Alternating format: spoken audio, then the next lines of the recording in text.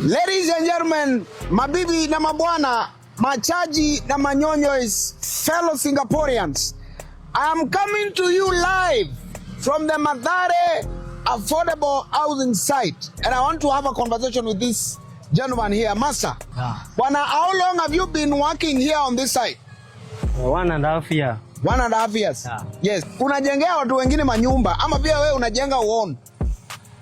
Najenga nione. Aje mtu ya mjengo, aje mtu ya mkono hapo uone aje nyumba wewe, wacha kutudanganya. Kuna form tunapewa tujaze. Unaweza save kidogo kidogo. Ikitosha target unailipia hapo. You're telling me? Yeah.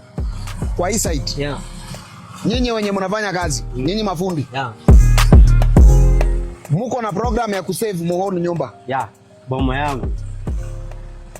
What do you mean?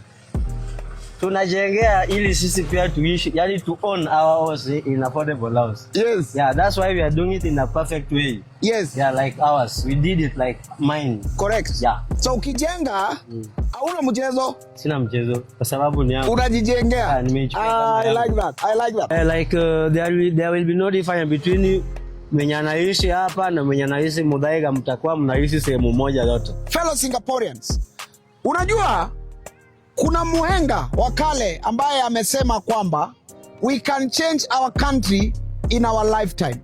And indeed, today I want to say here with a lot of confidence that the journey to Singapore is unstoppable.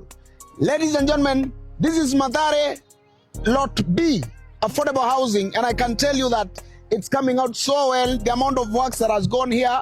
Initially, this was a deserted land, but look at it. Great works, great people in their lifetime. The young people who are building this site will not only complete making their country a Singapore, but they will also live in one.